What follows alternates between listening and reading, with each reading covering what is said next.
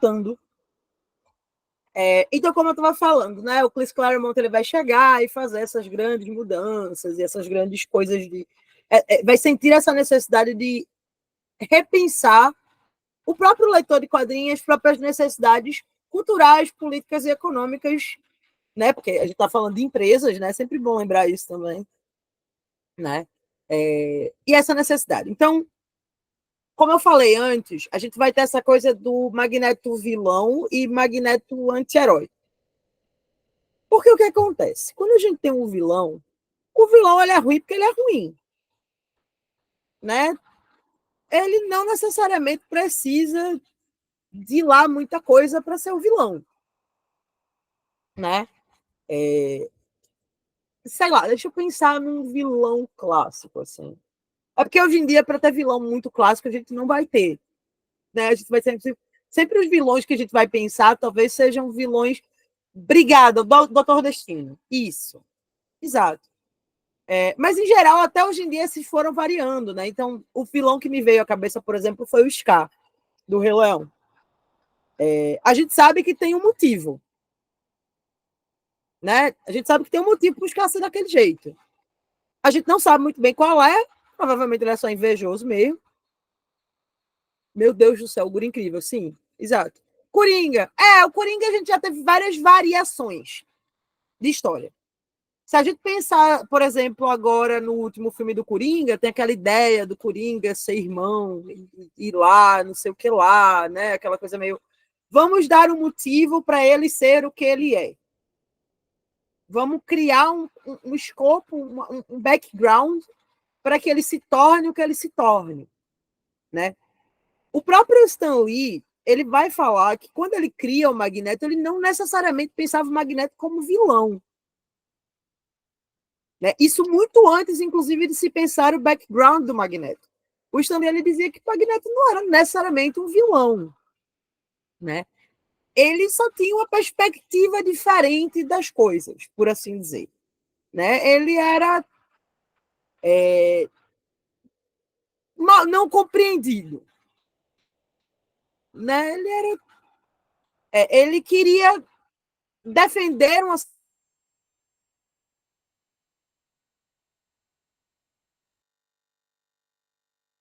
muito antes de se pensar em dar um background para ele, né? Se a gente pensar no Batman, por exemplo, gente, se a gente muda a história de fundação do Batman, Batman é só um Mauricinho rico. Ele também é isso.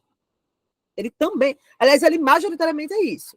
Mas você tem toda a história dele saindo do cinema com os pais, indo para o beco da morte, beco do crime, vai para o beco do crime, enfim, rico, burguês, safado, exatamente, burguês, safado, que não sabe que não se passa pelo beco do crime, mas não, pô, vamos lá. Então, se o Batman não tivesse perdido nada, ele poderia até ser o Batman, mas ele ia ser mais burguês, mais safado ainda, né? Ele ia ser simplesmente um político, ele deve ser mais o Lex Luthor, por exemplo.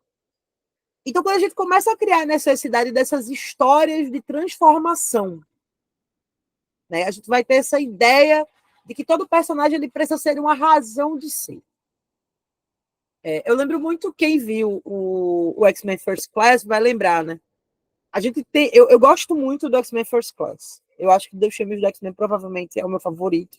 Quando eu falo X-Men em relação à equipe mesmo, né? O melhor de todos vai ser sempre Logan.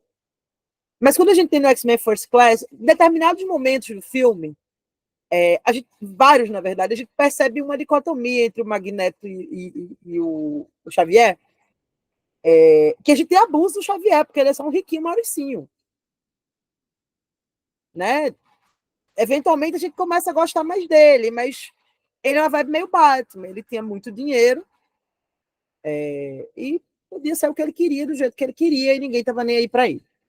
O que cria uma grande contradição junto com o Magneto, que era um personagem que tinha perdido absolutamente tudo, inclusive a própria identidade, se a gente parar para pensar que ele mudou de nome uma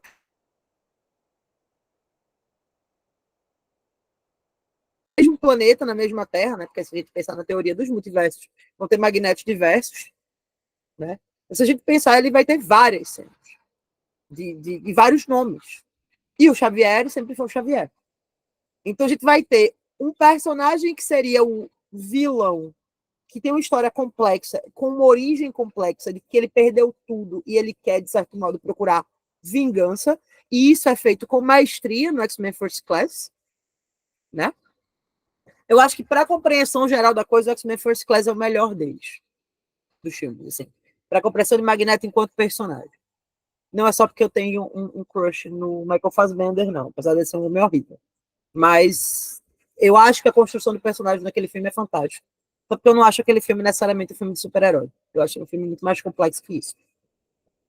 E a gente vai ter o Xavier, que era um mauricinho inglês, de uma família riquíssima, que tinha tudo em os canudos, e que só depois que foi sobre o acidente e tudo mais, que é paraplégico, que ele vai começar a pensar nas mil possibilidades de como ele pode criar aquele time e fazer aquela coisa funcionar, né?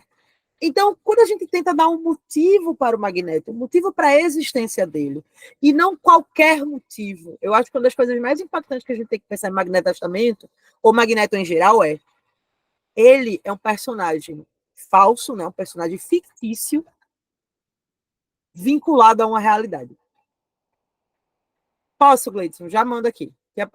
Daqui para o final, eu acho que eu mando novamente. Deixa eu colocar logo aqui. Então, a gente vai ter um personagem que ele vai. É muito essa transição entre o que é real e o que não é, né? Isso, Ju, obrigada. Então, o Magneto ele vai estar ali na linha entre as duas coisas. Ele é um personagem ficcional cuja sua origem é muito real. A gente não tem mais como desconectar isso. Eu lembro da discussão que eu estava tendo com meu companheiro sobre quando as pessoas começarem a se desconectar temporalmente a Shoah. Do sentido de todo mundo que estava vivo na época não está vivo mais. Como é que a gente vai conectar o Magneto na questão do espaço-tempo? Deve ser interessante pensar nisso. Eu nem sei se alguém já pensou nisso, ou se isso já está sendo pensado, ou se isso já foi escrito. Não estou acompanhando X-Men faz alguns anos, então eu não sei. Né? Mas é interessante de se pensar, é uma questão que a gente pode fazer. Quando chegar o momento que essas pessoas elas não vão estar mais aqui. Por exemplo, quando eu entrei no meu doutorado, no meu primeiro doutorado, que eu fiz 3 anos de doutorado antes de ir para a USP, a autora que eu trabalhava estava viva. Ela faleceu em 2020, no ano que eu entrei no doutorado. Então, eu comecei minha pesquisa sobre ela ainda estava viva, e ela faleceu enquanto eu estava no início da minha pesquisa. Então, a gente teve, por exemplo, o Boris Paor, que morreu aos 104 anos. Era o sobrevivente mais velho de todos. Né? Então, essas pessoas elas estão efetivamente morrendo. E com a morte dessas pessoas, a gente vai ter menos narrativas, ou narrativas mais ficcionais, e isso vai causar uma série de problemas, como, por exemplo, O Menino do Pijama Listrado, que é uma narrativa extremamente problemática, e que teve até continuação, e se alguém não parar aquele cara, ele vai escrever mais umas 5 continuações. Né? Então, é uma coisa de se pensar. Quando esse motivo não vai ser mais incompreensível? Sabe? Acho que é uma pergunta interessante da gente se fazer, inclusive enquanto lê o livro. Né? Porque o livro ele vai ter uma coisa secreta que eu vou falar no final. Eu achei hoje uma dissertação muito boa sobre o tema que foi lançado em 2021, desse cara chamado Jonathan Morse. Eu acho que o nome dele é Jonathan Morse. Eu vou colocar aqui esse texto dele. Benjamin Morse. Benjamin J. Morse. E ele vai falar exatamente nessa dissertação dele sobre como o nome da dissertação é fantástico. Deixa eu jogar ela aqui para vocês verem. Ela está em inglês, gente. Então, eu não traduzi, porque não deu tempo de fazer. Como eu disse, eu achei hoje, né? O nome dela é Magneto Was Right. How the Holocaust Shaped the Next Man Anti-Hero. Então, Magneto estava certo. Como o Holocausto modificou criou, né, um anti-herói no X-Men. Então ele vai trabalhar bastante com o Magneto Testamento. Muitas das discussões que ele faz, eu já tinha feito no artigo que eu escrevi e eu já tinha pensado, pelo menos antes. Mas eu achei legal ter essa discussão. Eu não acho que essa graphic novel é muito conhecida. Eu sinto que ela é meio outsider, assim. Eu acho que eu comprei ela em 2011, 2012, então faz realmente bastante tempo que eu tenho. E aí vai ser interessante que ele vai falar exatamente isso. Ele sugere, esse Miller, ele sugere que o X-Men ele promove a assimilação, enfatizando essa ideia do caldeirão e esse abandono dessas diferenças culturais, certo modo, o abandono dessas diferenças culturais que deviam ser pensadas dentro da sociedade, de certo modo. Traduzindo bem porcamente aqui, rapidão. Então, o que acontece? A gente vai ter a cultura estadunidense tentando se compreender, e esse tentando vai com muitas, né?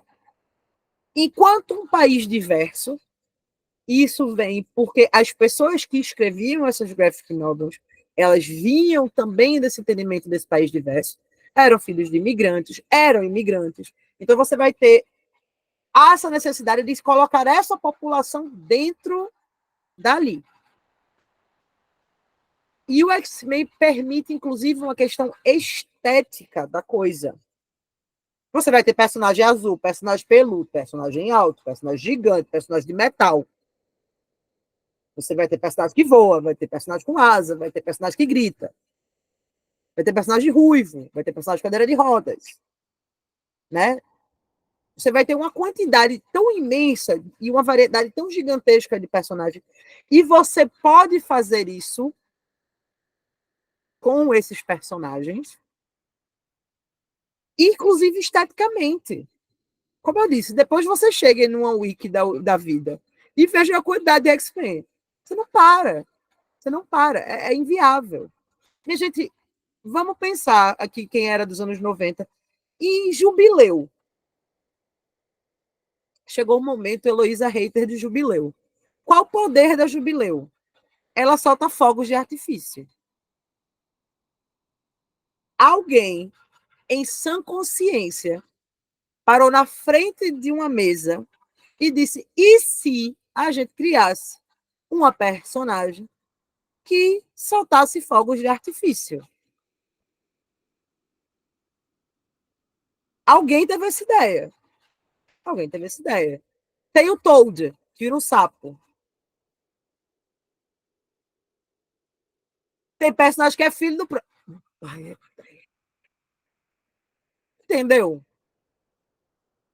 Então, alguém parou uma bundinha na cadeira e disse: vamos criar isso aqui.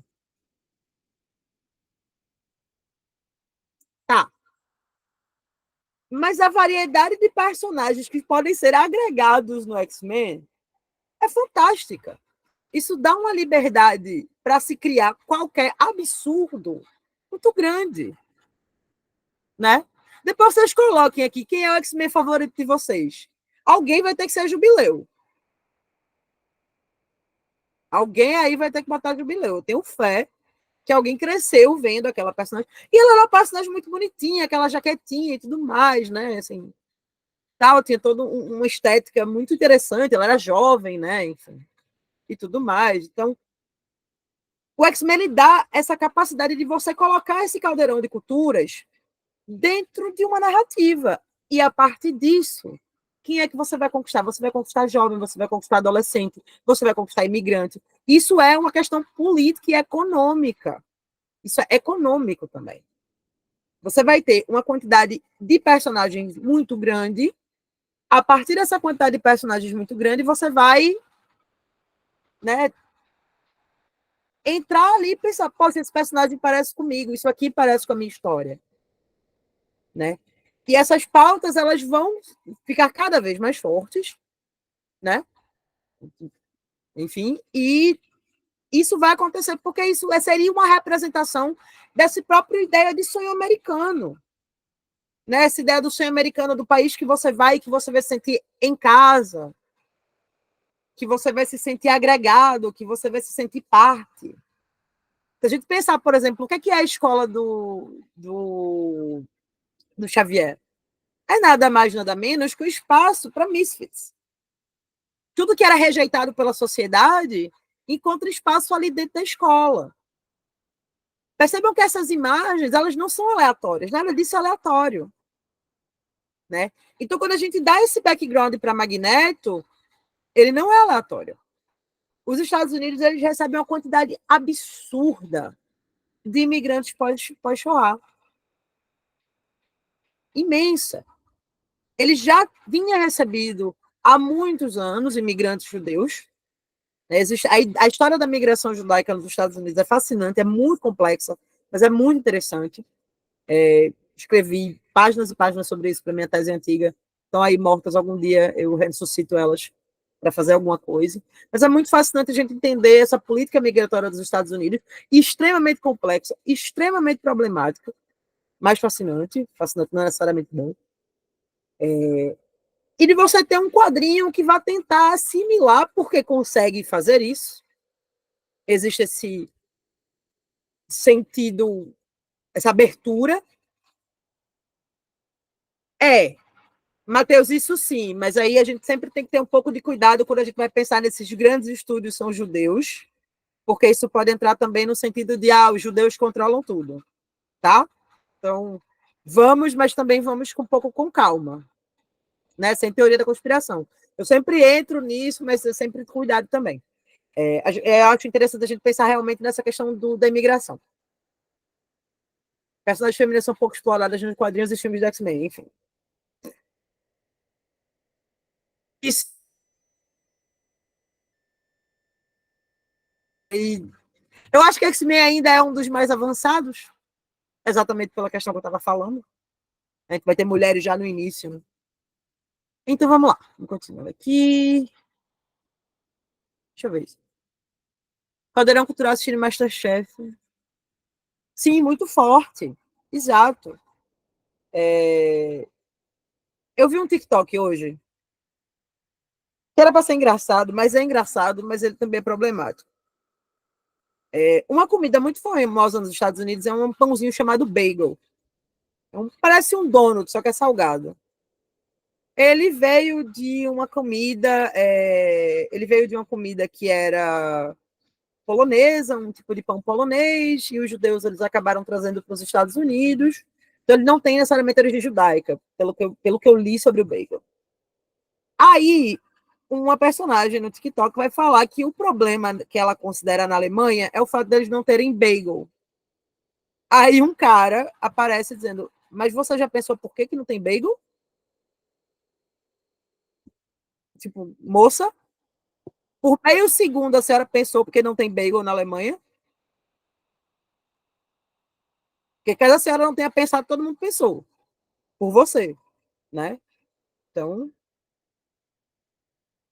então a gente vai ter uma comida que não é americana, né, não é estadunidense, se torna estadunidense, vira uma representação de uma cidade, que é uma representação de Nova York, e a partir disso você vai ter, mais uma vez, essa ideia de que todos temos espaços aqui. Né? Para quem é pernambucano, não sei se tem mais alguém pernambucano aqui, ou quem é nordestino talvez já tenha ouvido essa história, né? Os judeus fundaram Nova York, saíram do Recife. A gente adora essa história. Adora. É a história favorita de todo nordestino, ou de todo pesquisador de estudos judaicos ou descobre que eu sou de Recife. Né? Os judeus fundaram Nova York. É a Nova Amsterdã, exato. Exatamente. Né? Então, essa ideia dessas grandes cidades, né? Pensando especificamente em Nova York aqui, já que a gente está falando de pessoas que vieram, né, tem origem de Nova York, na Marvel e tudo mais. Então, voltando para o Benjamin Morrison, ele vai falar que quando o Claremont ele vai criando essas nuances para o Magneto, ele automaticamente vai percebendo a necessidade de que ele seja entendido. Então ele sai né, vão ter, inclusive, histórias que o Magneto vai ser visto muito mais como herói. Né? Então, ele passa a ser mais palpável, mesmo que ele esteja em oposição aos verdadeiros heróis. Né? Isso faz com que, por exemplo, vários personagens comecem a aceitar o Magneto como um personagem heróico. E a gente vai falar um pouco sobre isso mais na frente com uma imagem que eu vou trazer. Então a gente passa a ver o Magneto como um personagem que tem razão. E aí isso também vai ter, por exemplo, um aumento dos próprios estudos identitários sobre a própria Shoah. Na década de 70, na década de 80, é quando as pessoas nos Estados Unidos começam a... Os estudos identitários, eles passam também a adentrar os estudos da Shoah. Isso é muito interessante de saber. Na década de 80, a gente vai ter as primeiras, por exemplo, os primeiros encontros de mulheres que sobreviveram à Shoah. Então, não era só uma coisa que tinha acontecido com a população judaica da Europa. Não. Porque o que aconteceu com a população judaica na Europa é uma coisa. Mas mulheres sofriam de um modo diferente do que os homens sofriam. Você vai ter... tem uma frase, acho que é do Lawrence Langer, que eu gosto muito, que é o resultado era o mesmo, mas o caminho para a destruição não era. Então, o caminho para a destruição entre mulheres judias e homens judeus não era igual. O resultado era o mesmo. A busca era a destruição completa. Mas mulheres podiam ter filhos. Como é que você vai destruir uma população inteira se mulheres continuam tendo filhos? E, a título de observação, mulheres judias, ventre judeu gera judeu, por assim dizer.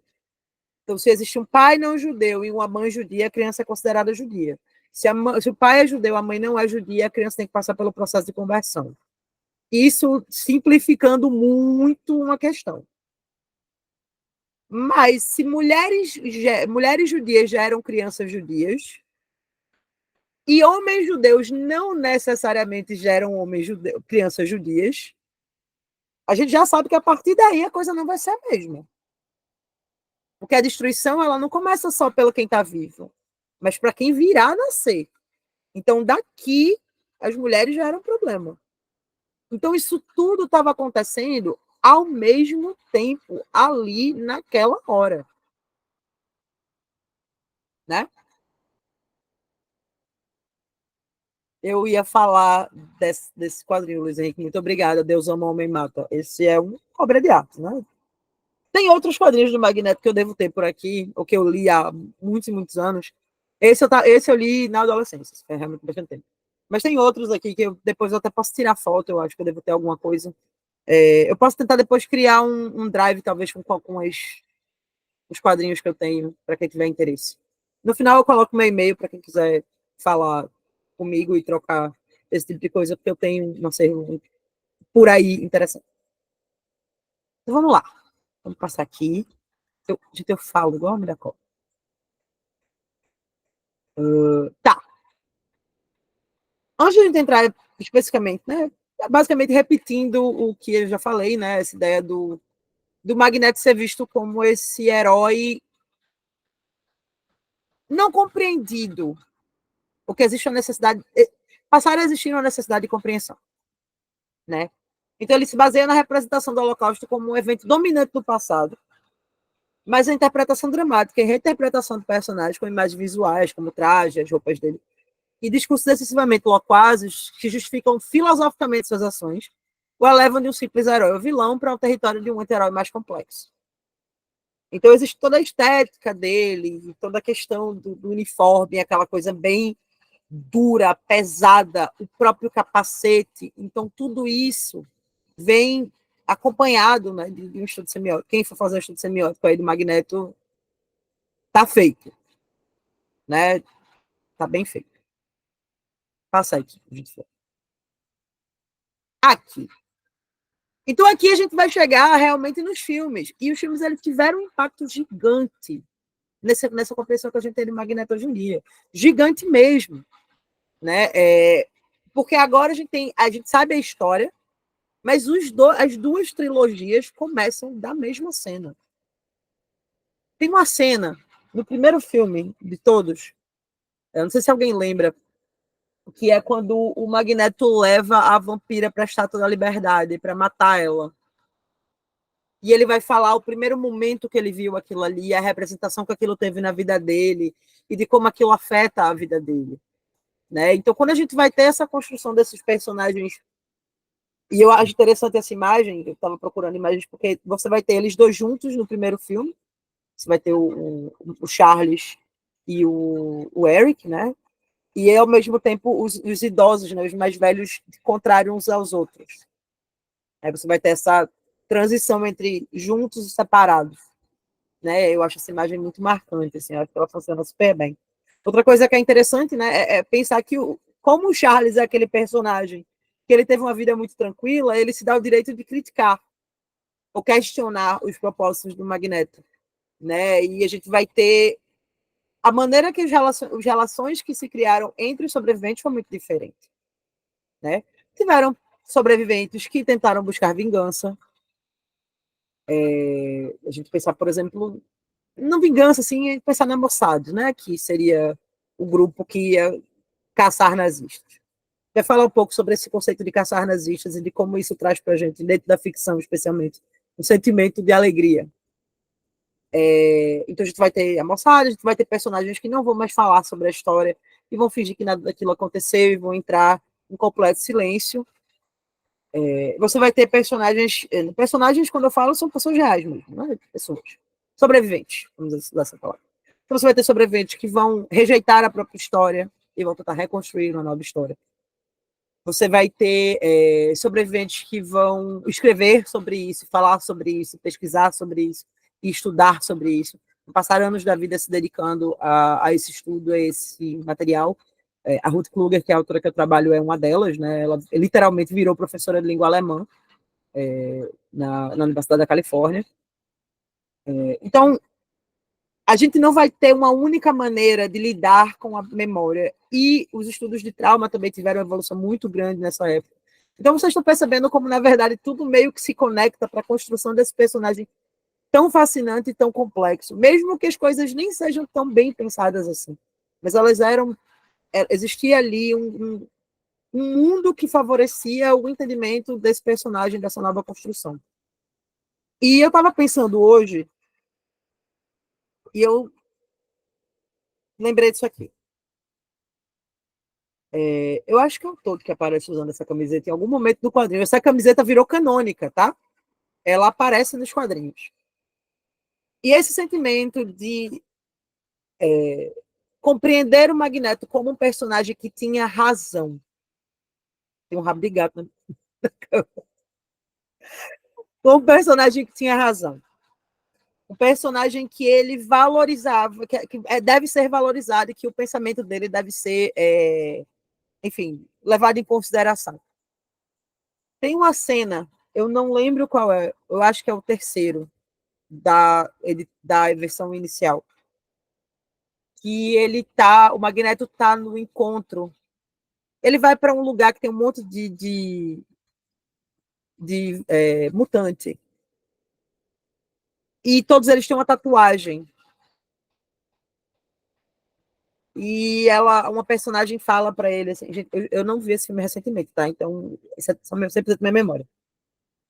Então, essa personagem ela fala para o Magneto que você precisa ter uma marca de quem você é. E ele fala, eu já tenho, ou alguma coisa assim. E ele mostra a tatuagem que foi feita no braço dele. E eu lembro de quão impactante aquela cena foi para mim. E ela se repete, ela é replicada no X-Men First Class, quando eu acho que ele está na Argentina, que ele vai tentar matar um nazista. Eu acho que é isso, Daniel. Que ele vai tentar matar um nazista na Argentina, e ele está lá se fazendo de alemão. Aí, em determinado momento, ele vai pegar a mão do cara e ele levanta e dá para ver a tatuagem. E o cara se trava todo, assim, porque percebe que ali tem uma coisa, né? E, enfim, eventualmente ele vai morrer e tudo mais. Então você começa a ter essas imagens, e como eu disse, eu acho que os filmes ajudaram muito nessa construção. você vai ter essas imagens tão marcantes que, mais uma vez, elas vão dar a ideia de ele estava certo porque ele sofreu por causa dos humanos. E guardem essa informação. Ele sofre, os algozes deles fazem ele sofrer, e automaticamente faz com que ele também queira se proteger. E de que ele crie, dentro da cabeça deles, um sistema que seja funcional, que seja uma sociedade que funcione para ele. Uma informação que vai fazer muito sentido quando eu falar. Quando se foi pensado a questão judaica dentro dos nazistas, a ideia não era, vamos matar todo mundo. O processo de aniquilação, ele demora para começar. A gente vai ter os primeiros campos de concentração a partir de 1936. A solução final para os judeus, ela só vem já na década de 40. Por que isso é importante de pensar? Porque existiram outras ideias para que isso acontecesse. E uma das ideias para que isso acontecesse foi: vamos pegar um país, uma ilha, algum local, e jogar todo mundo lá. E uma dessas ideias foi exatamente Madagascar. A ideia de se pegar a ilha de Madagascar e mandar todos os judeus para lá. Fiquem aí, deixa vocês aí, e a gente não está afim de lidar com isso agora. Eventualmente, isso não faz o menor sentido para eles, então tudo bem. Isso se assemelha muito, por exemplo, com o próprio conceito de Genosha. Existir um país para mutantes. Isso também vai se conectar com várias outras questões. A existência de um país que os mutantes sejam a única raça. Né? A gente vai ter esse acampamento mutante, aí acho que no último do Apocalipse, eu acho que ele já tem uma Genosha ali, né? Ele, em determinado momento aparece ele ali naquele lugar, né? Com Genosha e tudo mais. Então, você começa, de certo modo, a trazer ideias que sejam funcionais para o Magneto. E tem uma coisa muito interessante nisso tudo, que é a ideia de vingança. O Magneto, ele é capaz de se vingar. E aí, quando eu estava pensando nesse conceito de vingança e de como isso é interessante e importante para a gente entender, eu lembrei desses dois filmes. Especificamente Bastardos Inglórios. Qual é o rolê de Bastardos Inglórios? É vingança. A ideia de matar nazistas. A ideia de que existe dentro da ficção a possibilidade de se vingar. A gente consegue fazer com que a gente cria um personagem, que é o Magneto, que ele faz o que nenhum outro foi capaz de fazer, que é se vingar. E, eventualmente, a gente vai ter essa representação em outros momentos. A gente vai ter o Bastardos Inglórios, a gente vai ter o Jojo Rabbit. Matheus falou de Hunters também. Eu não vi Hunters, mas eu sei da história. Eu não sei nem se teve segunda temporada e tudo mais. Eu acho que Jojo Rabbit, mais do que vingança, eu acho muito interessante a ideia, por exemplo, do próprio Taika Waititi ser o Hitler. Né? O Taika Waititi é um homem judeu. Né? Ele é judeu e vem e tem origem nativa também, né? De australiano. Então, assim, série muito boa de se ver com o olho fechado. Recomendo. Foi por isso que eu não assisti. Porque todo mundo disse pra mim que era muito ruim. E a vida é muito curta para ver série ruim de nazista. Pelo menos esses filmes são bons. Mas existe uma necessidade, e isso é muito interessante, a gente pensar na necessidade de se existir uma vingança. E o Magneto é o personagem que começa essa vingança. Porque se a gente dá razão para a existência dele, a gente dá razão para ele se vingar. Então a gente... Vou falar uma coisa, vamos quebrar a quarta parede. Nós, enquanto humanos, e ele, enquanto mutante, a gente sabe que ele é contra nós. Mas a gente consegue entender por quê. Deixa eu passar aqui. Acho que agora a gente está chegando no final. Isso. E agora eu quero falar sobre a. Ou seja, somente uma visão, matar nazistas. Exato. Eles não foram tão espertos assim ao ponto de aprender a fazer três em alemão, mas de resto, como é que é? Buongiorno, né? O Chaves Inglórios é um grande filme, gente. Eu adoro. E, assim, aquela cena final do cinema pegando fogo. Então, assim, tudo no filme cria essa tensão e esse sentimento de alegria. Porque existe como se fosse. É como se a gente estivesse vendo aquilo. É como se o Brasil não tivesse perdido de 7-1 da Alemanha, tivesse acontecido o contrário, sabe? Como se a Alemanha tivesse perdido de 7-1 e aquela cena nunca tivesse acontecido.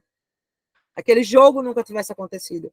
Então, se alguém fosse recriar, olha aí, quem entende de inteligência artificial pode fazer isso alguma hora, vai que.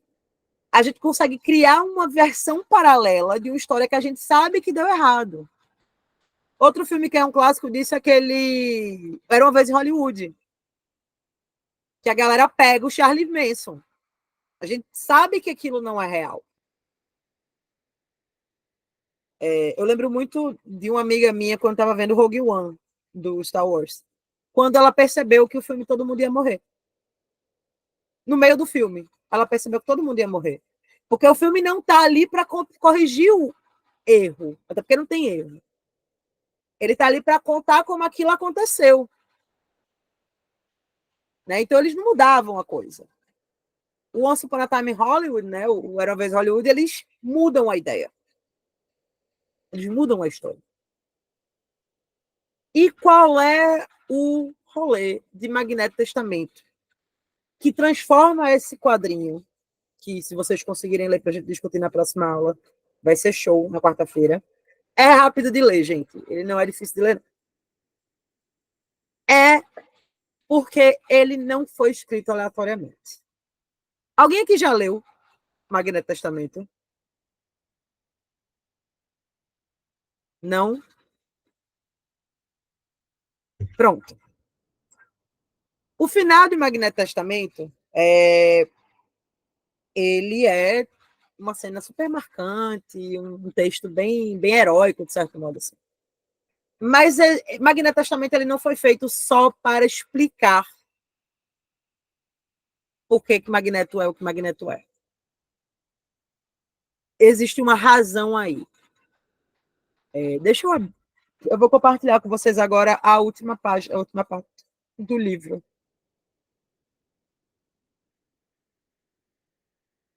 Um minuto. Só vou R$60. Eu não sabia que ele estava em pré-venda, gente. Eu não sabia que ele era tão difícil de achar, não, real. Eu comprei faz muitos anos, então, assim, não faz muito tempo que eu não compro quadrinho. Então, eu não estou sabendo quanto é que custa ou como é que tá. Vamos lá. Eita, não tem. Não tem o final aqui. Como assim, cara? Então, deixa eu pagar aqui a minha edição. E agora eu não sei onde tá. Vocês vão me dar um minuto. Eu vou achar, não é possível. Enfim, longa história, que eu vou falar sobre isso, porque para a gente não precisar falar sobre isso no. Matheus, se tu tiver essa edição em inglês, manda para a gente. Ah, achei. Ele é curtinho. Bem curtinho. Fui tapeado. Isso aí. Pronto. Eu acho que a Panini ela já lançou capa dura, bonitinho. Eu lembro que eu comprei por R$30 na época. Hoje em dia deve estar custando bem menos. Então vamos lá. Quando acaba o livro, você tem o final de Magneto Testamento. Tem um glossário, tem a galeria das capas. Eu peguei na versão, a versão capa dura, um livro só. Quando você chega no final, vai ter uma parte chamada o traje final. Eu vou ler o que está escrito aqui no traje final. Deixa eu parar de compartilhar a tela. A história que você está prestes a ler foi concebida no verão de 2006, quando, em prol de uma causa nobre, historiadores do Holocausto uniram força com grande talento do quadrinho. O Dr. Raphael Madoff, diretor do Instituto David S. Wyman para Estudos do Holocausto, iniciou com quadrinistas veteranos Neil Adams, Joe Kubert e J. David Spurlock uma cruzada para mobilizar uma comunidade artística da nona arte contra uma terrível injustiça cometida por um museu polonês. Depois eu falo qual museu polonês é esse. A recusa em devolver uma série de retratos a um artista que foi obrigada a pintá-los para oficiais nazistas em Auschwitz. A artista, Dina Babbitt, vem travando ao longo dos anos uma solitária batalha para recuperar suas obras. Seus esforços, porém, deixaram de ser isolados.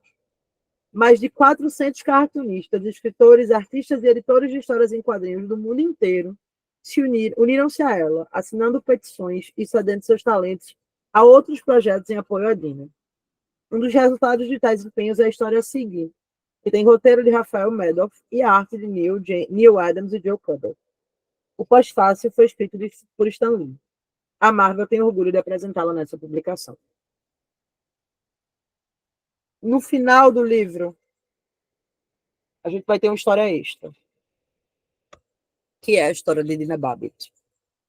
Ela está em preto e branco. É um traço bem diferente, inclusive. Quando acaba a história, ele conta assim. O que acontece? Dina Babbitt era uma jovem, eu acho que ela era adolescente, não, 19 anos. Ela vai para Terezinha, no dia do aniversário de 19 anos dela, e ela meio que ficava num pavilhão perto das crianças. E ela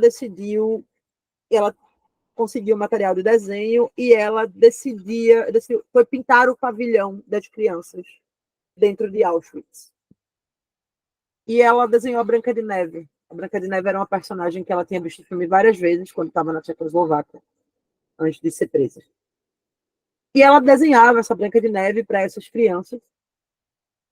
E em 22 de fevereiro, ela foi pega por um oficial nazista e ela foi enviada para Josef Mengele, que vocês devem conhecer, que era um médico que fazia experimentos.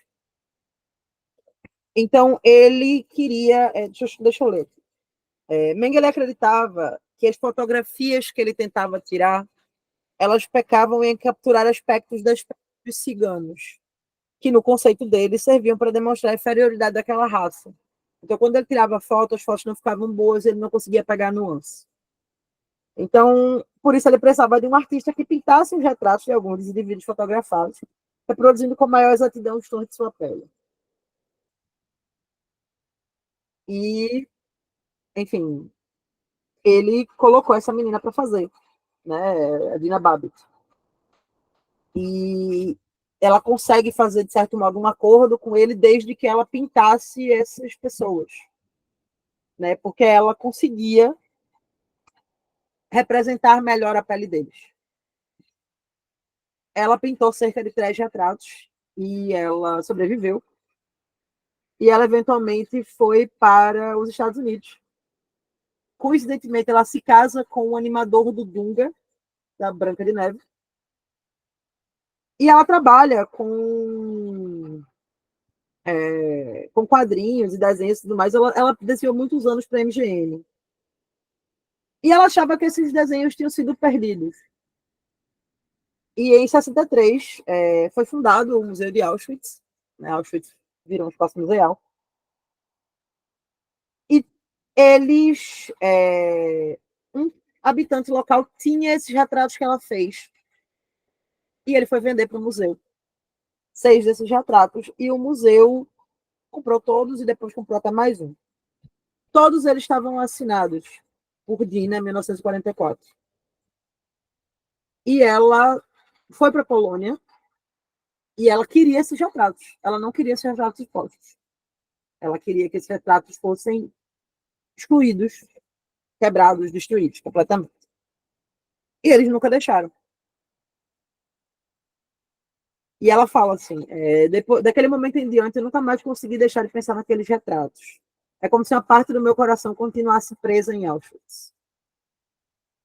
Então, quando esse livro foi publicado, ele foi publicado para ser publicada essa tirinha junto, esse quadrinho junto. Então, é interessante a gente pensar que o Magneto, como um personagem que procurava, de certo modo, essa vingança, e o livro explica por N milhões de razões por que ele devia se vingar, né?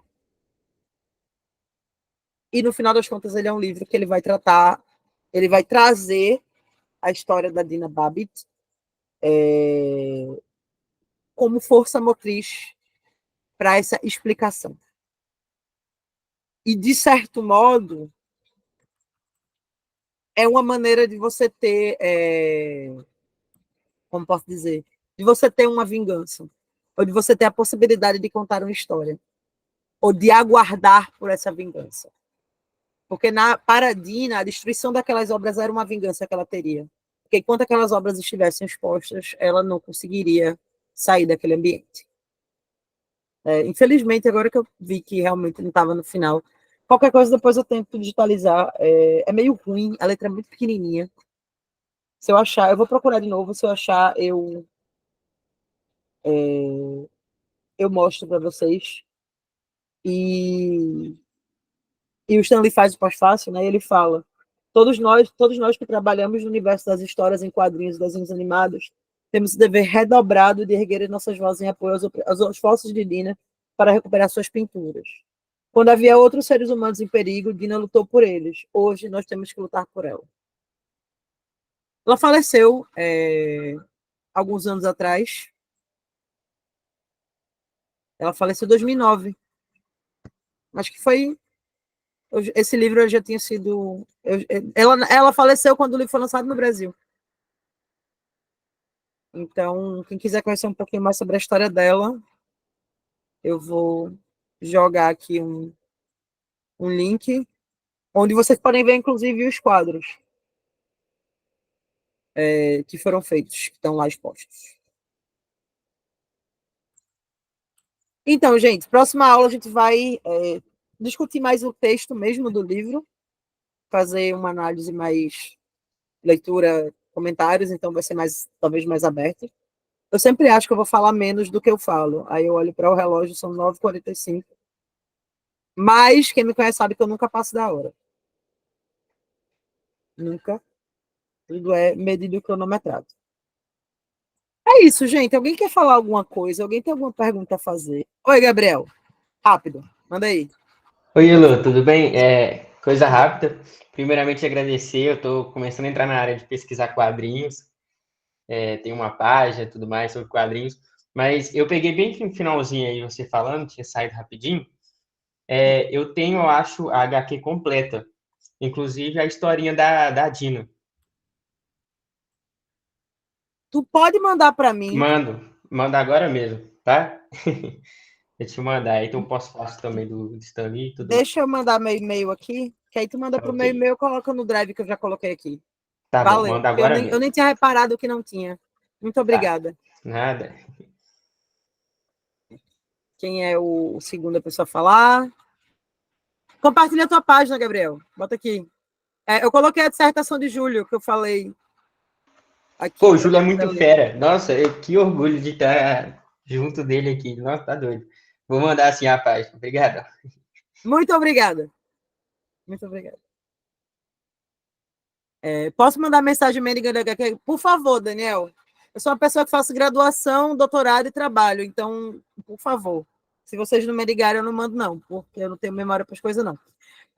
Acho que é Gleidson. Abre aí o microfone, pode falar. Não estou conseguindo te ouvir.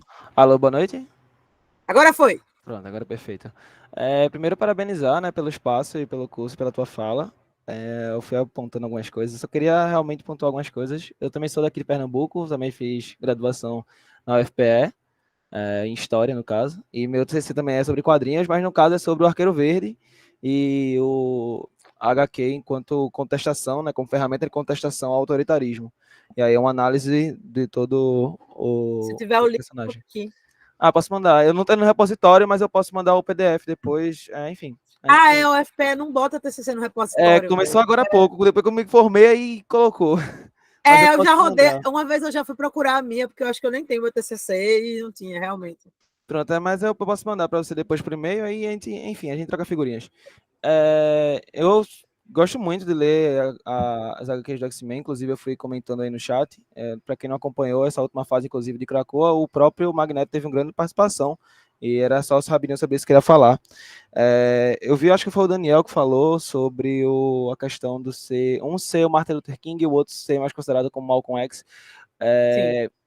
E aí eu ia falar só sobre essas questões, porque o Magneto, quando ele é criado, né, lá pelo Stan Lee, ele é quase considerado como um cara ali que está a favor do... Esqueci a palavrinha. Do apartheid, quase, né? Da É, separação de isso, raças. e, Assim. e ele ali é um cara bem tosco no começo, né, porque ele quase que não tem um ideal, ele bate em Todo todo mundo é mundo. meio tosco no É, começo, né? perfeito, perfeito. Até, como você falou, até a década de 80 com o Claremont, né, que ele vai fazer essa repaginação dos personagens. E essa questão de ligar um ao Martin Luther King e o outro ao Malcolm X, inclusive, foi pelos pesquisadores de Malcolm X vai ser bem mal vista na época, porque eles vão ligar essa ideia de, estão colocando, porque o cara era quase considerado um terrorista, ele era considerado a favor da raça ser maior do que outra e tal, porque enquanto o Xavier vai estar ali dizendo, não, eu só quero paz, o Magneto inicialmente vai estar dizendo, não, nós somos maiores do que todo mundo, nós precisamos estar ali na superioridade e Sim. tal. E Essa ideia de aí, evolução, né? Tipo, isso, nós somos um tipo diferente de evolução e, consequentemente, somos mais evoluídos porque temos isso. poderes melhores, superiores, né? E aí vai criar essa rivalização e as pessoas, os pesquisadores de Malcolm, né, vão começar a dizer, na verdade, que é um problema porque vai estar ligando as falas do Malcolm X, que sim é mais a favor da ação do que o Martin Luther King, né, historicamente falando, mas vai estar Sim, ligando para um cara que está quase que fazendo atos terroristas dentro do quadrinho, né, porque ele era bem, bem tosco assim no começo. Mas depois sim. da repaginação, eles tornam um personagem que dá para você fazer várias leituras historicamente, também em relação a ciclos de, de desenvolvimento do personagem, né? Porque ele vai ter uma caminhada incrível, né? Como você falou, os quadrinhos que Sim, você trouxe mostra muito bem isso. E nessa última fase, Krakoa, ele vai ser considerado um dos embaixadores do. Porque, para quem não sabe, Krakoa vai ser uma terra, né? Que vai ser um país, vai pegar uma terra para si e eles vão estar desenvolvendo essa terra como o país dos mutantes, né? Para estar todos indo para lá. Porque aí o Xavier vai meio que torcer o braço, vai dizer, de fato, eu queria viver em paz com a humanidade e não foi aceito. Então ele vai pegar um pouco da ideia do Magneto e fazer, então a gente vai separar um pouco, porque não está sendo bem quisto para a gente. E aí vai ser uma sim, fase maravilhosa, porque politicamente falando, eles vão estar muito bem coordenados e o Magneto vai ser essa figura. Inclusive, ele vai dizer, ele que vai receber os embaixadores, né, dos outros países, e ele vai dizer: o problema dos seres humanos é que vocês são lobo em pele de cordeiro, mas nós não somos mais esses cordeiros para vocês caçarem, porque nós vamos dizer aqui é, para vocês. é muito do próprio conceito de Genosha mesmo, né? Se a gente parar para pensar, o Krakoa talvez seja a evolução do Genosha, Isso, só que sem né? aquele perigo, né? Porque Genosha É, ele vai trazer, em certa maneira, o né? Em algum Genosha momento. ele ainda tava meio terroristão, assim. Isso, e aí mas ele vai dizer, deixar bem claro assim, olha, a gente não tá pedindo a permissão de vocês para ter um país. A gente tá avisando. E aí, se vocês forem Sim, atacar a gente vai atacar de volta, mas a gente tá querendo paz. E aí é a última vez, porque nesse quadrinho, inclusive, no começo, mostra o Magneto ele tá isolado. Ele já não acredita mais na própria luta, mas também não quer mais interagir com a humanidade. E aí o Xavier vai lá e pedir a última chance a ele. Ele diz, olha, me dá essa última chance, que agora vai dar certo. E ele fez, eu já vi diversos futuros, diversos passados, Xavier, e nunca dá certo. Por que eu tenho que acreditar agora? Ele fez, acredita em mim. Com você do meu lado, eu acho que é possível. E aí ele pega os principais mutantes assim e vai fazer esse país. E, inclusive vai ter um grande protagonismo feminino. Para quem não leu, fica aí a recomendação. Porque a Mística, a Moira, a Sina vão estar à frente também. Vão ser uma das representações principais. Enfim, o quadrinho foi finalizado agora. A fase Krakoa acabou. O Magneto no final estava certo, né? Porque também não deu certo. O país foi ruim. nunca dá certo. Nunca dá certo. Eu tenho pena, porque assim, como é que a gente sabe, né? É um mercado. Ninguém pode dizer que ele não tenta, né? Mas a gente sabe, é um mercado, é uma questão bem editorial, então vai estar sempre ali em ciclos e ciclos e ciclos. E eu acho incrível, porque como você falou, eu acompanho muito, acredito muito que o quadrinho ele é testemunho, porque ele é uma forja cultural, né? Ele nasce de um viés de alguém que está inserido numa cultura. Então a gente fala muito disso em história.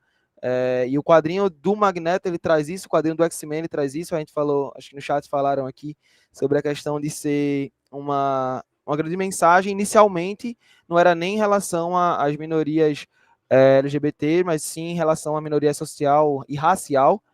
Mas sim, agora tem... era outro momento, hoje em dia é bem Isso. diferente. E agora tem uma releitura para esse público LGBT, porque tem muitos personagens sendo criados com essa faceta. Claro, ainda estamos longe do ideal, porque se você for ver a quantidade de personagens heteronormativos que tem, né, a gente sabe que são muitos, mas acho que o quadrinho do X-Men é muito essa questão, né, de ser um testemunho de como socialmente os quadrinhos eles são relevantes, né? Então eu queria parabenizar e só dar essa palhinha mesmo.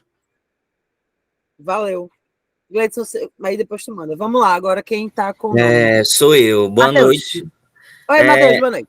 Eu só queria mesmo agradecer a Elo, eu gostei muito, eu sou recém-formado em História. Eu nem pesquiso quadrinho. Historiadores. Eu sou formado pela UFC. Eu, na verdade, eu trabalho com música, né? Música e ditadura, mas eu adorei o tema de quadrinhos porque eu não sei se a Elo já passou por isso, mas ela deve saber que dentro da academia tem muita gente que tem preconceito com certos objetos de pesquisa, né? Achando que é besteira, não sei o quê, mas aí a gente viu na fala da Elo que até um simples quadrinho pode ser motivo de uma discussão grande, né? Eu ia fazer uma pergunta, mas o Gleison já meio que discutiu um pouco, que era sobre essa questão do Magneto e o Malcolm X, o Xavier e o Martin Luther King, porque realmente eu tenho um contato com o pessoal do movimento negro que acha isso problemático, né? Então a minha visão era mais puxando para isso. Então, se quiser comentar mais um pouco, era só isso mesmo no momento, e vou ler o quadrinho que eu ainda não tinha lido. Obrigado. Mas é muito isso, Matheus, real, assim, eu no próprio artigo que eu escrevi, hoje eu olho para o artigo que eu escrevi, que, enfim, falou muito sobre isso, meio que, se eu pudesse, eu reescreveria, provavelmente farei isso. Eu sou muito... Ai, Eduardo, eu estou lendo teus comentários, depois eu queria falar sobre o rolê de Maus, mas eu acho que na próxima aula eu vou falar bastante sobre Maus, eu vou fazer umas conexões entre os dois quadrinhos. Mas, assim, essa questão do Malcolm X com o Martin Luther King, isso é uma notícia que bate muito, vez ou outra, assim, sabe? E eu, inclusive, falo sobre isso no artigo. Mas, também, como acho que a Júlia falou no início, né, não tem altas questões aí que são muito problemáticas da gente pensar desse jeito. E exatamente a partir... Esse Magneto, eu chamo de Magneto do Antigo Testamento, né? Magneto do Antigo Testamento, que era porradeiro e meio terrorista, assim, essa coisa mais, quero destruir tudo, quero acabar com tudo, quero fazer tudo isso, e etc e tal. Né? Então a gente tem que ter muito cuidado também aonde a gente olha e a gente vê essas coisas, também exatamente para não reproduzir, porque exatamente é um problemão, é um puta no problema. Mas muito obrigada, que bom que você gostou. Vander Cleo, eu acho que eu falei certo? Falou, obrigado. Porque ultimamente ninguém fala o nome certo. O nome da minha mãe é IUDC. Eu conheço pessoas com nome muito diferente, então eu entendo. Obrigado. Então, eu queria falar 3 coisas, mas antes disso, agradecer por proporcionar esse espaço pra gente. Nós, nerdolas, estamos aqui juntos, discutindo as coisas que a gente gosta. Vocês estão de prova que eu não chamei ninguém de nerdola, não é mesmo? Obrigado. Eu não falei nada. Eu não disse nada. E a primeira coisa que eu queria falar era também fazer umas recomendações, 2 histórias que eu gosto muito, que são bem recentes. A primeira eu falei no chat, é X-Men Red, que também da fase Krakoa, né, de agora. É bem interessante. Vocês vão me fazer voltar ao X-Men. Eu não tenho tempo para isso, não. Não, essa vale muito a pena. Porque, enfim, pega um pouco da questão do Magneto, tipo, ser quem ele é, o fato daquela primeira filha dele que morreu, né, a Anya, esse é algo que marcou muito a derrocada dele para vilão, enfim. Uma coisa que eu acho bem interessante é que nesse quadrinho ele faz questão que o chamem de Max, não de Eric ou de Magneto. Tipo, gostei. Já, tá vendo o que é que vocês estão fazendo? Pois é. ele se apresenta como o Max e ele tipo, isso é depois que ele abandona Krakoa, porque ele chega à conclusão de que ele não vai poder trazer a Anya de volta, então para ele aquilo não faz mais sentido. Então ele meio que abandona aquilo e tenta seguir por outro caminho.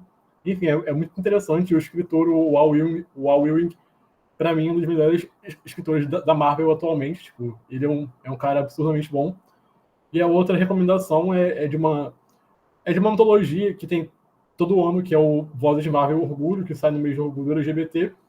E aí sempre tem várias histórias curtas de vários personagens nessa história de 2022.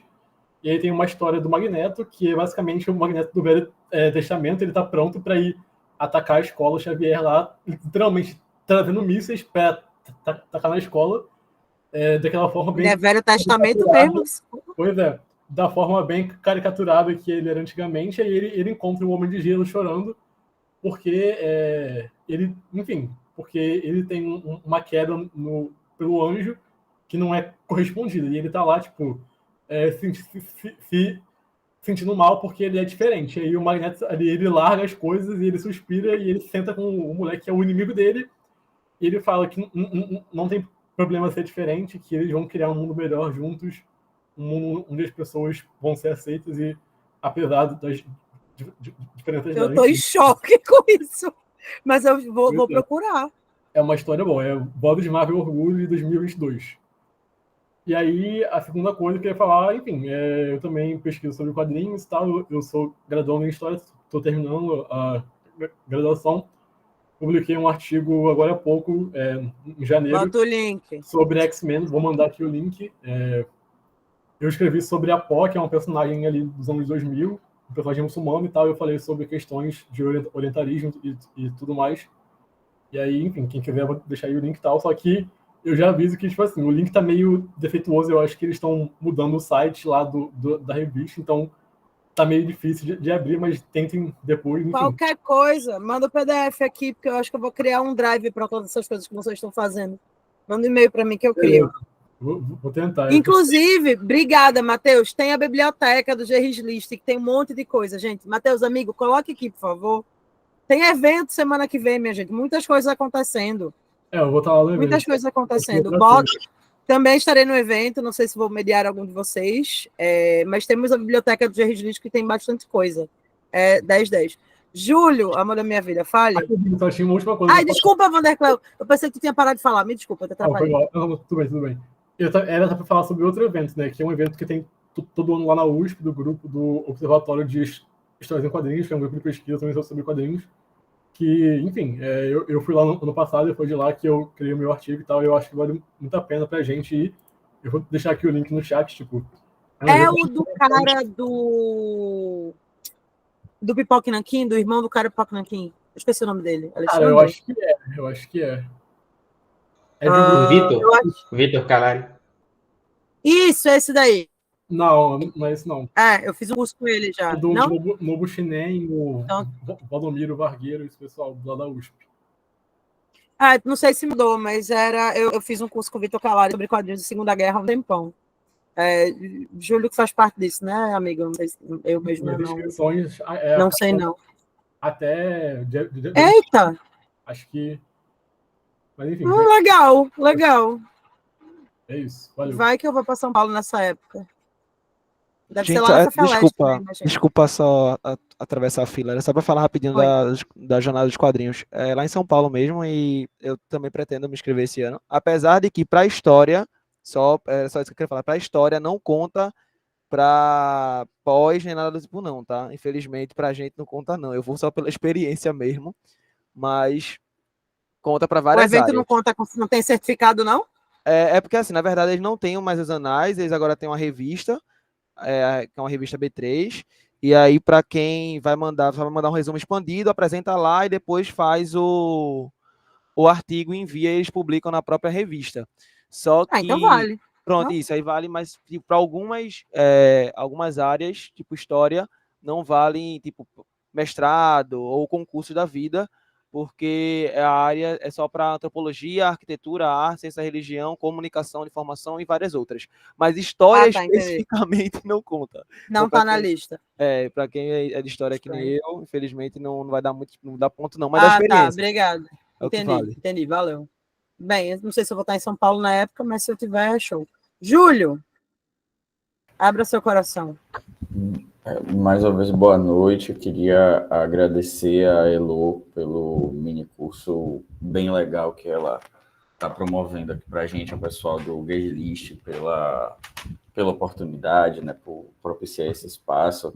E é engraçado porque eu lembro de quando a Heloísa começou a escrever esse artigo no começo do mestrado dela, e eu fui um grande inimigo desse artigo, né? Eu tentei desincentivá-la a produzir o artigo, que acho que virou uma comunicação, ela demorou de publicar como artigo, depois virou esse mini curso, foi se aprofundando, né? E que... Foi antes do mestrado. Foi antes do mestrado, é verdade. E até, como ela explicou no começo, a pesquisa dela vai mais por um outro caminho, e foi isso que me deixou curioso, né? Porque como arquirrival desse artigo, eu nunca o li, mas eu leia! Eu achei muito interessante que, por tudo que Elo produziu desde então, me parecia curioso o papel, né, dessa narrativa sobre o Magneto e no seu diálogo e na sua conexão com histórias de sobrevivência à Shoah de maneira geral, né, acompanhando ela enquanto pesquisadora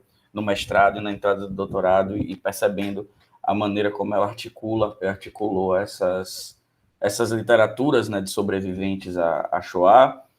Para mim ficava curioso, ficava essa interrogação, né, de ver como a leitura dela, essa pesquisadora de literatura de sobreviventes à Shoah, se construiria a respeito de uma obra fictícia, né, de um personagem fictício, e que é fruto de uma autoria coletiva e fraturada, né, como é o caso de um produto de quadrinhos como é o Magneto, em particular, e os X-Men, né, com tantos autores ao longo de tantas décadas, com tantos enfoques ao longo de tantas décadas. E aí, o que me parece, eu vou reler o Magneto Testamento com olhos mais carinhosos depois da aula da gente de hoje. O que me chama a atenção e me impacta, eu gostaria de talvez até na próxima aula a gente conversar mais sobre isso, ou talvez alguns de vocês aqui já produziu algo sobre isso, eu não sei, sobre esse caráter que o personagem acaba ganhando, principalmente no relato que a Heloísa traz dessa história que vem junto, né, do Magneto, dessa artista judia no final, e toda essa cooperação, né, de artistas e de historiadores para fazer essa problematização, mas dessa construção dessa personagem do Magneto a partir desse background como um monumento, né, como um monumento que agrega essas histórias de sobreviventes, né, e que fala mais alto do que, por vezes, as próprias histórias dos sobreviventes podem falar, pelo seu significado enquanto mito, né, em uma cultura pop dominada por super-heróis. Isso me parece muito interessante, né, muito pertinente pensar isso. E pensar isso também de uma perspectiva mais crítica, né, lembrando que esse mito ele é um produto cultural feito por uma corporação bilionária e que, diferente do que a gente pode pensar, nunca esteve na vanguarda, né? Tem um historiador baiano, Arthur Gibson, que está radicado lá no Rio de Janeiro, que ele pesquisa desde o mestrado justamente um pouco dessas diferentes facetas e discursos que a Marvel Comics adota ao longo da sua história, né? E como muitas vezes o grande papel do marketing da Marvel Comics é convencer a gente de que ela sempre foi algo que ela está sendo no momento, né? E que não Sim. É bem assim, né? Que tem toda essa conexão dos discursos na sincronia, né, no momento histórico. Então, a gente compreender que Magneto sempre foi aquele personagem daquele jeito, com aquele background, com aquela história, com aquela narrativa, e isso a gente vai vendo, e é atualizado, sem se atualizar. Isso. E, então, achei sensacional, né, porque mais do que uma discussão sobre o quadrinho, né, pelo menos quando uma pesquisadora do gabarito de Elo com essa trajetória de discussão sobre a Shoah, senta para pensar sobre esse personagem, me interessa mais o que esse personagem significa para isso, né, para essa literatura de sobreviventes, mesmo que não escrito por um sobrevivente, né, mesmo que não ilustrado por um sobrevivente, né, então, muito legal, né, é um caldeirão que fervilha coisas muito bacanas. Obrigado, viu, Elô, por ter aberto essa oportunidade para todos nós aqui. De nada, você é 10, amigo. Como eu disse, Júlio é um pesquisador de quadrinhos exemplar. Eu estava lendo a dissertação dele hoje, para, inclusive, me ajudar. Eu já joguei a dissertação dele aqui. No próximo encontro, amigo, se você quiser, você fala um pouquinho dela, que eu acho que seria 10/10. Você falar um pouquinho sobre o seu trabalho, né? Porque eu sou sua amiga e porque eu sei que você é um pesquisador muito bom. Por último, M. Eu não sei o que M significa. Mr. M? Olá, tudo bem? Boa noite. Professora Luísa, aqui quem fala é Matheus Siqueira. Eu sou Oi, Matheus. do programa de pós-graduação em História da Universidade de Brasília. Eu estudo também grafias, né, de vida, mas é muito diferente desse do História em Quadrinhos. Eu trabalho com autobiografias, biografias, cartas, diários de autores homossexuais que testemunharam a experiência homossexual masculina na Alemanha da República de Weimar, né, ali pré-ascensão nazista. E quando eu te perguntei, a minha fala é só para corrigir talvez uma má interpretação do que eu tinha dito. Eu acho que eu posso ter me expressado errado, porque quando você disse que nos Estados Unidos da década de 70 há uma necessidade social de repensar identidades dos seres humanos, e aí você tem um crescimento de estudos identitários, eu perguntei se isso tinha a ver com a movimentação de emancipação homossexual que estava acontecendo muito forte nos Estados Unidos, porque um dos meus sujeitos, inclusive, que é o Chris Fishwood, ele publica em 76 Chris Fenriskine, que é uma releitura, uma reinterpretação de uma história que ele lança em 39, chamada Goodbye to Berlin, só que em 1976 ele reconta essas histórias berlinenses a partir da sua homossexualidade, se colocando enquanto um homem homossexual que está vivendo experiências homossexuais naquela sociedade que está em declínio, né? Que a ascensão nazista vai soterrando as experiências homossexuais, as experiências queer da sociedade alemã. Aí a minha pergunta foi... É o Isherwood, né, que tu trabalha? Isso. Aí minha pergunta foi nesse sentido, se tinha alguma coisa a ver com essa movimentação que estava começando a crescer nos Estados Unidos, porque os anos 70 nos Estados Unidos há uma reivindicação contestatória de identidade de múltiplas vertentes, né? Você tem o movimento negro, o movimento hippie, você tem as questões da guerra, tem as questões das mulheres também, o movimento feminista está muito em alta, então por isso que a minha pergunta foi nesse sentido. Eu gostaria de parabenizar você pela sua fala, achei muito interessante. Eu não faço, como eu disse, né, eu não sou da área de História em Quadrinhos, mas achei muito interessante a discussão, o debate, e é uma nova forma de se pensar as narrativas judaicas, né, de como explicar o passado através das histórias em quadrinhos. Obrigado, viu? Sim. E eu gostei muito do que tu falou, e eu acho que também é interessante, foi um ponto interessante do que tu falou, porque realmente estava acontecendo, mas isso não se refletia nas histórias em quadrinhos. E isso vai acontecer pelos motivos mais óbvios também, um pouco, talvez, né? O espaço dos quadrinhos era um espaço masculino, a gente vai ter a sexualização extrema de personagens femininas. Se a gente pensar, por exemplo, rapidamente me vem a Psylocke na cabeça. Então, você não vai ter espaço para todo mundo. E mesmo quando você tem espaço para todo mundo, isso vai ser um problema muito mais sério. Né? Você tem personagens femininas, sim, extremamente sexualizados. Né? Então, pensando amplamente, né, em relação à construção dos quadrinhos, a gente só vai ter homossexuais nos quadrinhos coisa de 10 anos para cá. Eu acho, sendo otimista, de 10 anos para cá.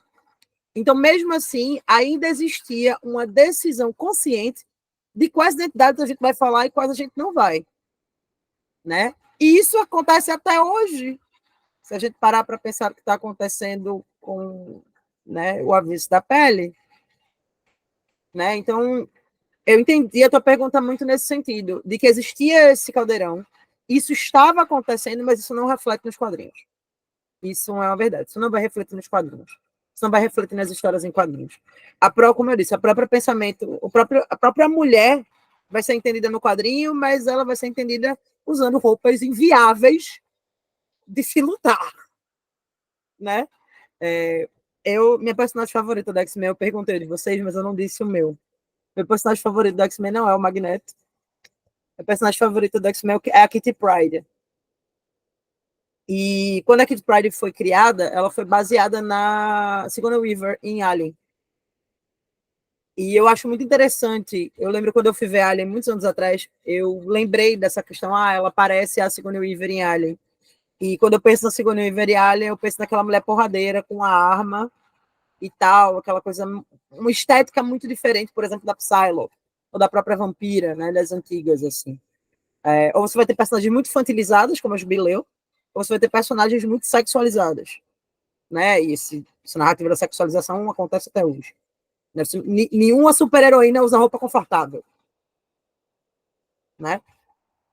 Então, quando a gente vai pensar no que os quadrinhos alcançaram naquele tempo, a gente também tem que ser ainda pensar de capitalismo, que representatividade a gente quer trazer para cá. Quem são essas pessoas que a gente quer representar? A gente quer representar mais pessoas? Sim. Então, por exemplo, se a gente pensar na construção racial dos Estados Unidos, você vai ter irlandeses, que são considerados não brancos, você vai ter judeus, que são considerados não brancos, você vai ter italianos, que vão ser considerados não brancos, você vai ter todas essas populações à margem. Né? E mesmo assim, a gente vai escolher qual margem a gente quer. E isso, obviamente, vai ser impacto econômico e social. Então, se a gente coloca uma personagem homossexual num quadrinho na década de 70, todo mundo que não vai comprar. E esse é o público que a gente quer. Né? Então, é de se pensar também. Sabe? Gente, mais alguma coisa? Já são 10h15. Vocês precisam dormir. Posso fazer só uma pergunta rapidinho? Oi, Daniel, manda. Berra. Não, aí é uma pergunta mais, que nem o pessoal falou do público nerdola, assim, entre aspas, né? Que seria, tipo assim, mais onde, tipo, por onde começar a ler e onde encontrar, sabe? Porque geralmente porque geralmente quando a gente vai ler, por exemplo, vamos ler Harry Potter, a gente lê desde o 1, né? Só que o quadrinho tem um zilhão, não tem como começar, tipo assim... Cara, então, eu vou falar da minha experiência enquanto jovem, o que é que eu lia.